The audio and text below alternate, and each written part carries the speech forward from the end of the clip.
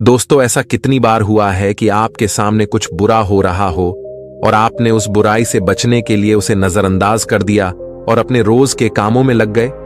हम सभी ने यह कभी ना कभी अपनी जिंदगी में शायद किया ही होगा। पर क्या हो जब वही बुरा व्यवहार आपके साथ हो रहा हो और ऐसे ही बाकी लोग आपको नजरअंदाज करके अपने काम करने लगे हैं। जब कोई आपको धमका रहा हो कि सच अगर आपने किसी को बताया तो आपको नुकसान पहुंचेगा क्या, फिर भी आप सच बोलेंगे क्या? फिर भी आप खुद के हक और सच के लिए लड़ेंगे? दोस्तों, कई बार सच बोलने के लिए बहुत हिम्मत की जरूरत होती है और यह हिम्मत जो गलत के सामने खड़े होने के लिए जरूरी है। यह हिम्मत अपने अंदर लाना बहुत मुश्किल हो सकता है। क्या लगता है आपको कितने लोग ऐसी परिस्थिति में सच बोलने की हिम्मत करेंगे? दोस्तों, आज की इस बौद्ध कहानी के माध्यम से हम यही सीखेंगे कि चाहे परिस्थिति कितनी भी कठिन क्यों ना हो, सच बोलना और गलत का सामना करना कितना जरूरी होता है। और हम देखेंगे कि आज के हमारे इस कहानी के युवक ने कैसे हिम्मत जुटाई और सच का साथ दिया, तो बिना किसी देरी के शुरू करते। एक बार की बात है, एक नगर में एक युवक रहता था जो बहुत ही अच्छा था, जो स्वभाव का बहुत ही सीधा और मन से बहुत ही सरल था। वह न तो किसी से लड़ाई झगड़े करता था और ना ही किसी को कभी भला बुरा कहता। वह लोगों की मदद भी किया करता, लेकिन फिर भी कुछ लोग उसे भला बुरा कहते हैं। इस पर वह मुस्कुराकर वहां से चला जाता है जहां वह नौकरी किया करता था। वह सेठ भी उसे बहुत कम तनख्वाह दिया करता था। तब भी वह कभी अपने सेठ का विरोध नहीं करता, बल्कि हंसकर उसके सारे आदेशों का पालन किया करता और खूब मन लगाकर काम किया करता। उसकी भलाई के कारण हर कोई जो भी उससे मिलता उसे दबाने की कोशिश करता, उसे डराने की कोशिश करता। उसके इस सीधे साधे व्यवहार के कारण लोग उसे पागल भी कहते थे और कई तो यह भी कहते हैं कि वह अपने जीवन में कभी कुछ नहीं कर पाएगा। यह तो बहुत ही सीधा है और आज के जमाने में इतना सीधा होना भी अच्छी बात नहीं है। वह युवक गरीब था, लेकिन वह कभी किसी से शिकायत नहीं करता था। वह नौकरी करके पैसे इकट्ठा किया करता ताकि वह अपनी गरीबी से बाहर निकल सके। लेकिन जब भी वह गरीबी से बाहर निकल की कोशिश करता तो कुछ लोग आते और उसकी वह जमा पूंजी उससे लेकर चले जाते। कभी उसके रिश्तेदार आते तो कभी उसका कोई सगा संबंधी, जो अपना दुख दर्द दिखाकर, अपना दुख दर्द सुनाकर उसका जोड़ा हुआ एक एक रुपये उससे ले जाते और वह युवक कुछ नहीं कर पाता। वह तो केवल यही सोचता रहता था कि वह एक अच्छा आदमी है और अच्छे आदमी कभी किसी पर अत्याचार नहीं करते, वो कभी किसी का विरोध नहीं करते। वह तो स्वयं में खुश रहते हैं और दूसरों की मदद भी करते हैं। इन सारी बातों से वह अपने आप को समझा लेता। एक दिन की बात है, उसने देखा कि उसका एक मित्र चोरी चाकरी करके, बेईमानी करके, गलत काम करके आज बहुत धनवान बन चुका है और उसके पास अत्यधिक खुशियां हैं, पैसा है और यह समाज उसे सम्मान भी देता है। वो ना तो दान करता है और ना ही लोगों की मदद करता है, बल्कि वह तो दूसरों पर अत्याचार करता है। वह जबरदस्ती लोगों के पैसे लूट लेता है और उन्हीं पर चीखता चिल्लाता भी है। फिर भी यह समाज उसी को पसंद करता है। लेकिन मैं एक सीधा साधा इंसान हूं, मैं एक अच्छा युवक हूं, फिर भी मुझे कोई पसंद नहीं करता। मुझे तो सब लोग पागल समझते हैं और मेरे जीवन में तो केवल दुख ही दुख है। वह युवक मन ही मन यह सोच रहा था कि तभी उसके मन में एक और विचार उत्पन्न हुआ। वो यह सोचने लगा, क्या मुझे बुराई का रास्ता अपना लेना चाहिए? एक दिन वह अपने मालिक के घर पर काम कर रहा था। तभी अचानक उसके हाथों से एक सामान गिरकर टूट गया जो कीमती था। इस पर उसके मालिक ने उसे बहुत खरी खोटी सुनाई, उसकी पिटाई की और कहता है, तुझे अब से 1 साल तक मेरे यहां पर मुफ्त में काम करना होगा। क्या तुझे नहीं पता था कि यह कितनी कीमती चीज है? अब से 1 साल तक मैं तुझे कोई पैसे नहीं देने वाला हूं। वह युवक रो रहा था, गिड़गिड़ा रहा था, लेकिन उसके मालिक ने उसकी एक नहीं सुनी। वह रोता हुआ अपने घर जा रहा था। उसी रास्ते से एक बौद्ध भिक्षु भी गुजर रहे थे। उन्होंने जब उस युवक के रोने की आवाज सुनी तो वह उस युवक के पास आए और उस युवक से कहते हैं, यह सब कैसे हुआ? तुम्हारे शरीर पर तो बहुत जख्म है, लाओ मैं तुम्हें मरहम लगा देता हूं ताकि तुम्हें कुछ आराम मिल सके। इतना कहकर उन भिक्षु ने युवक के शरीर पर कुछ जड़ी बूटियों का लेप लगाया, जिससे उस युवक को अपने दर्द से थोड़ी राहत मिली। इस पर वह युवक उन बौद्ध भिक्षु से कहता है, हे गुरुवर, आप तो ज्ञानी मालूम पड़ते हैं, क्या आप मेरी एक बात का जवाब देंगे? इस पर वो बौद्ध भिक्षु कहते हैं, पूछो। तभी वह युवक उन बौद्ध भिक्षु से कहता है, हे गुरुवर, अच्छे लोगों के साथ बुरा क्यों होता है? मैं बहुत सीधा साधा इंसान हूं। मैंने कभी किसी का बुरा नहीं किया, ना ही मैंने कभी किसी को अपशब्द कहे, बल्कि जो भी मेरे पास मदद मांगने आता है मैं उसकी मदद भी कर देता हूं। लेकिन अब तक मेरे साथ कभी कुछ अच्छा नहीं हुआ। मैं हमेशा दुख में जीता हूं, जबकि इस दुनिया में ऐसे बहुत सारे बुरे लोग हैं जो अपना जीवन सुखी सुखी जी रहे हैं, जबकि वह लोगों को लूटते हैं, लोगों के पैसे छीन लेते हैं, लोगों पर अत्याचार करते हैं। फिर भी समाज उन्हीं को पसंद करता है, उन्हीं का सम्मान करता है। आखिर ऐसा क्यों होता है? ऐसे में क्या हमें भी बुराई का रास्ता अपना लेना चाहिए? क्या हमें भी बुरा बन जाना चाहिए? उन भिक्षु ने उस युवक की सारी बातें ध्यानपूर्वक सुनी।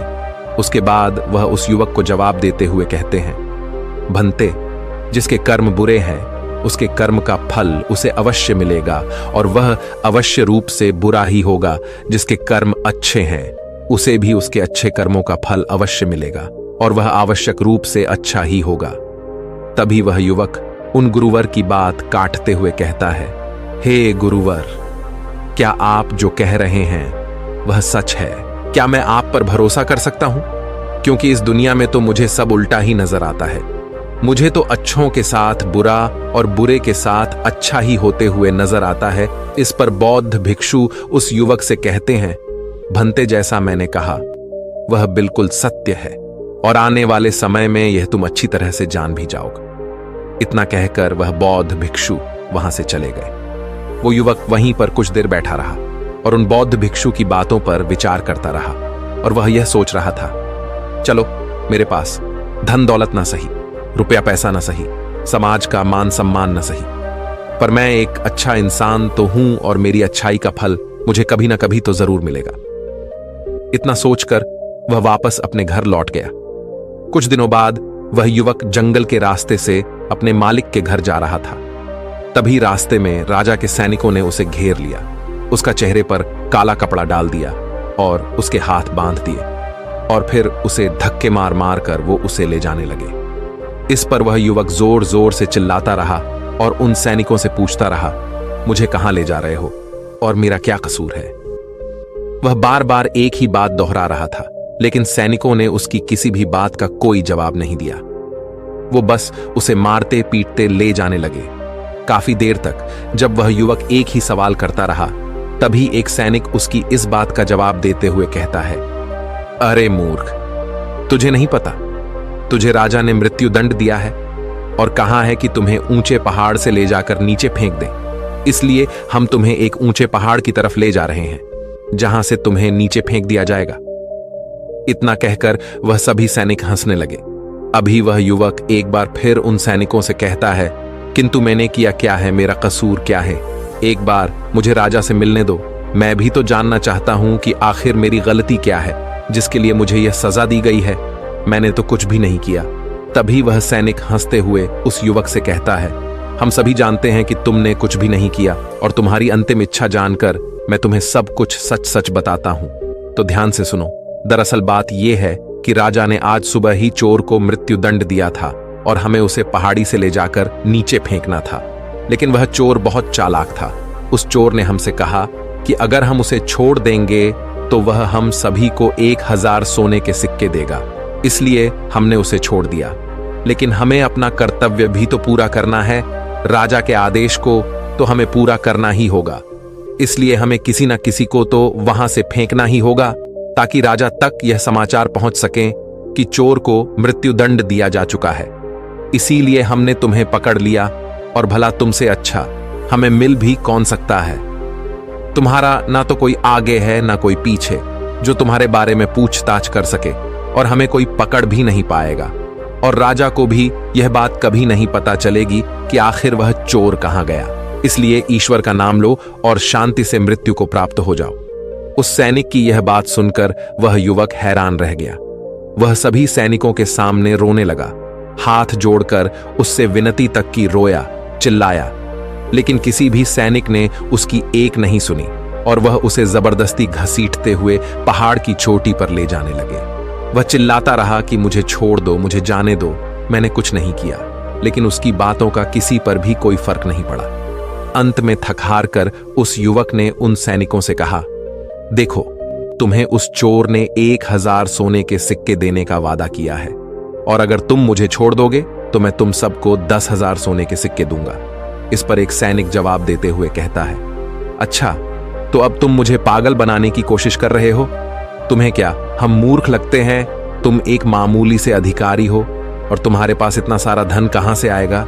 इस पर वह युवक उन सैनिकों से कहता है कि तुम मेरे साथ चलो, मैं तुम्हें दिखाता हूं मेरे पास बहुत धन है, और यदि मेरे पास धन ना मिले तो तुम मुझे एक बार फिर से यहां ला सकते हो, नहीं तो तुम चाहो तो मुझे वहीं मार सकते हो। तुम्हारे पास तो हथियार भी हैं, और मैं बिना किसी हथियार के तुम सभी का क्या बिगाड़ पाऊंगा? उस युवक की यह बात सुनकर वे सभी सैनिक एक बार के लिए सोच में पड़ गए। उन सभी ने आपस में मिलकर विचार किया और युवक से कहा, ठीक है, हम तुम्हारी बात मान लेते हैं, लेकिन मेरी एक बात याद रखना, यदि हमें धन नहीं मिला तो हम तुम्हें वहीं पर मार देंगे। चलो हमें दिखाओ वह धन कहां पर है। इस पर वह युवक कहता है, उससे पहले मेरी आंखों से ये काला कपड़ा तो हटाओ, इसके बिना मैं आपको रास्ता कैसे दिखा पाऊंगा। उन सैनिकों ने उस युवक की बात मान ली और उस युवक के सिर पर से वह काला कपड़ा हटा दिया गया। उसके बाद वह युवक उन सभी को एक गुफा में ले जाता है। वह युवक उस गुफा से भली भांति परिचित था। वह गुफा देखने में तो बड़ी सीधी सी लगती थी, लेकिन अंदर से वह एक भूल भुलैया थी। जो भी उसके अंदर एक बार चला जाता, वहां से बाहर निकलना उसके लिए नामुमकिन था। वह युवक उन सभी सैनिकों को उस गुफा के अंदर ले जाता है और मौका मिलते ही वह उन्हें धोखा देकर उस गुफा से बाहर की ओर निकल जाता है, और वह सभी सैनिक उस गुफा में फंस कर रह जाते हैं। वह युवक डरा हुआ, सहमा हुआ, तेजी से भागता हुआ जंगल के रास्ते से जा रहा था। उसे डर था कि वह सैनिक उसका पीछा कर रहे हैं। वह यदि उस गुफा से निकल जाएंगे तो वह उसे पकड़ लेंगे। इसीलिए वह तेजी से भागता हुआ जा रहा था। तभी रास्ते में उसे वहीं बौद्ध भिक्षु दिखाई दिए। तभी वह भागता हुआ उन बौद्ध भिक्षु के पास पहुंचा और वह युवक उन बौद्ध भिक्षु से कहता है कि हे गुरुवर, आपने तो कहा था जिसके बुरे कर्म होते हैं उसे बुरा फल मिलता है, और जिसके कर्म अच्छे हैं उसे अच्छा फल मिलेगा। लेकिन आज तो मैंने ये देख भी लिया और जान भी लिया कि जिनके कर्म बुरे होते हैं वही सुखी रहते हैं, और रही बात अच्छे कर्म करने वालों की, तो उन्हें तो जिंदगी भर दुखी भोगना पड़ता है। इसके बाद उस युवक ने अपने ऊपर बीती हुई सारी घटना उन बौद्ध भिक्षु को सुनाई, और फिर उन बौद्ध भिक्षु से पूछता है, अब बताइए मैंने ऐसा कौन सा बुरा कर्म किया जिसके कारण आज मुझे मौत की सजा मिल रही थी, और वह भी ऐसा कर्म जो मैंने किया ही नहीं। इस पर वह बौद्ध भिक्षु मुस्कुराते हुए उस युवक से कहते हैं, भंते तुम्हारे कर्म बुरे ही तो है, तभी तो तुम्हें यह सब सहना पड़ रहा है। यह सुन वह युवक थोड़ा सा आश्चर्यचकित हुआ और उन बौद्ध भिक्षु से कहता है, हे गुरुवर, आप ये क्या कह रहे हैं? मैंने कभी किसी का बुरा नहीं किया, मैंने किसी को आज तक अपशब्द तक नहीं कहे, फिर मेरे कर्म बुरे कैसे हो सकते हैं? मैंने तो कोई भी बुरा काम नहीं किया, ना ही मैंने चोरी की, ना ही किसी से बेईमानी की, किसी को सताया तक नहीं, किसी को भला बुरा तक नहीं कहा, फिर मेरे कर्म बुरे कैसे हो सकते हैं? इस पर वह बौद्ध भिक्षु उस युवक से कहते हैं, भंते अपने हक और अधिकार के लिए ना लड़ना, यह भी तो बुरा कर्म है। जब तुम पर कोई अत्याचार करता है तुम उसका विरोध नहीं करते, क्या यह बुरा कर्म नहीं है? किसी के साथ अत्याचार ना करना, लेकिन दूसरों के साथ अत्याचार होते हुए देखकर चुप रहना, यह भी तो बुरा कर्म है। सही होते हुए भी चुपचाप रहना, क्या यह बुरा कर्म नहीं है? हम शक्तिहीन हैं, असहाय हैं, हमारी मदद कौन करेगा ये समझकर सत्य के सामने बार बार झुक जाना, क्या यह बुरा कर्म नहीं है? बुराई में सुख है, यह देखना भी एक बुरा कर्म ही तो है। अब मैं तुमसे सवाल करता हूं, बताओ मुझे इनमें से कौन सा काम ऐसा है जो तुमने अब तक नहीं किया? उन बौद्ध भिक्षु की यह सारी बातें सुनकर वह युवक स्तब्ध रह गया। उसे कुछ भी समझ नहीं आ रहा था कि वह उन बौद्ध भिक्षु के इस प्रश्न का क्या जवाब दें। काफी देर सोच विचार करने के बाद वह उन्हें बौद्ध भिक्षु से कहता है, हे गुरुवर, आप सत्य कहते हैं, ये सारे कर्म मैंने किए हैं और आप सही हैं। ये सारे बुरे कर्म मेरे द्वारा ही किए गए हैं और मैं अपने आप को हमेशा एक अच्छा इंसान मानता था। मैं हमेशा लोगों की मदद करता था, कभी किसी के सामने आवाज नहीं उठाता था और मुझे लगता था कि मैं एक बहुत ही सीधा, सरल और अच्छा व्यक्ति हूं। लेकिन मैं यह नहीं जानता था कि जाने अनजाने में बुरे कर्म कर रहा हूं। आगे वह युवक अपने दोनों हाथ जोड़कर उन गुरुवार से कहता है, हे गुरुवर, अगर यह सारे बुरे कर्म है तो अच्छा कर्म क्या है और अच्छा व्यक्ति कौन होता है? इसका जवाब देते हुए वह बौद्ध भिक्षु उस युवक से कहते हैं, भंते, जो हमेशा सत्य के साथ खड़ा रहता है, जो लोगों की मदद करता है, ईमानदारी से अपना कार्य पूरा करता है, जो विनम्र हैं लेकिन कमजोर नहीं, जो अपने आप पर गर्व कर सकता है लेकिन अहंकार नहीं, जो बुराई को नहीं सह सकता लेकिन अच्छाई के लिए हमेशा प्रयासरत रहता है, जो आलस्य नहीं करता और अपने जीवन को अपने नियंत्रण में रखता है, जो निडर रहता है। तभी वह युवक उन बौद्ध भिक्षु से कहता है, हे गुरुवर, आपने जो कुछ भी कहा वह एकदम सत्य है, लेकिन आप ही बताइए, भला एक गरीब और कमजोर इंसान किसी के सामने कैसे खड़ा हो सकता है, किसी का विरोध कैसे कर सकता है?